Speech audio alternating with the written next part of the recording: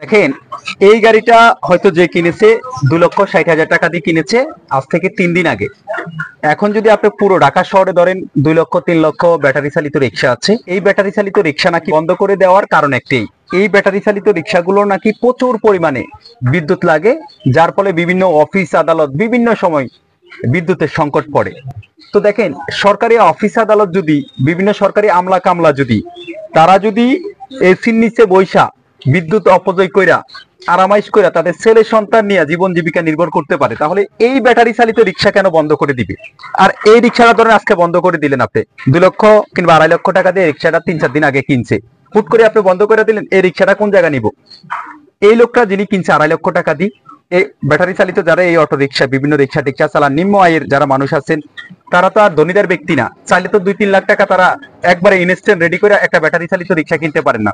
এই রিক্সাটা যিনি কিনছেন, আমরা শুনলাম তিনি হয়তো তার 50,000 টাকা ক্যাশ ছিল, 2 লক্ষ টাকা তিনি ঋণ কইরা এই রিক্সাটা কিনছেন। এখন যদি আপনারা এই রিক্সাটা বন্ধ করে দেন, আপনারা দিবেন? কোনো কিছু বন্ধ করার আগে আপনি তো হুট করে চাইলে বন্ধ করে দিতে পারবেন না, অন্তত পক্ষে একটা প্রসেসিং এর মাধ্যমে আসতে হবে। আপনি বন্ধ করে দেন, বন্ধ করার আগে যারা এই অটো রিক্সা চালাইতো তাদের তো কর্মস্থলের ব্যবস্থা করা আপনাদের দরকার আছে, সেটা করছেন? সেটা করেন নাই। আমরা দেখছি যত দোষ, ওই দিন কয় না নন্দ ঘোষ, সব দোষই কি গরিবেরা করে, বড় লোকেরা করে না? ঢাকা শহরে যাই দেখেন, এক একটা বাড়ি গাড়ির মালিক, ঘরের ভিতরে 2 জন থাকলে গাড়ি থাকে 4টা 5টা। কই তাদের জন্য কি জ্যামজট হয় না? তাদের জন্য কি রাস্তাঘাট জ্যামজট হয় না? এমনও মানুষ আছে, ধরেন আপনি অফিসে যাবেন একটা বাসে করে 50-60 জন ছাড়া যাবে না, প্রত্যেকটা সিট না ফিল আপ হওয়া পর্যন্ত।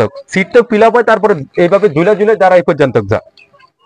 আর এই গাড়িগুলা, এই গাড়িতে কারা চলে? 5 টাকা 10 টাকা 20 টাকা 15 টাকা যারা ভাড়া দেয় তারা চলে। কেউ কি 100 টাকা 200 টাকা যারা সিএনজি ভাড়া দিয়ে যায়, তারা কি এই সমস্ত গাড়িতে চলে? চলে না। এই গাড়িগুলা যেমন, অনেকে আবার বলছে এই গাড়ির কারণে নাকি ঢাকা শহরে অনেক ধরনের অনেক কি হয়, কেউ বলতেছে অনেক অ্যাক্সিডেন্ট হয়, বিভিন্ন দুর্ঘটনা হয়। কই, আমি তো ঢাকা শহর অনেকদিন থাকি, এই সমস্ত গাড়িগুলোর কারণে তো আমরা দুর্ঘটনা দেই নাই। বিভিন্ন ট্রাক এই যে বেপরোয়া গতিতে তারা চালায়, সেগুলোর জন্য তো দুর্ঘটনা হয়, সেই ব্যাপারে তো কেউ কোনো ধরনের কোনো কথা বলে না।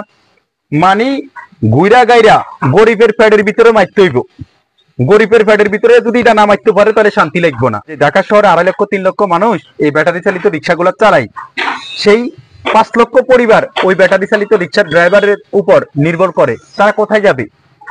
প্রশ্ন আপনাদের কাছে।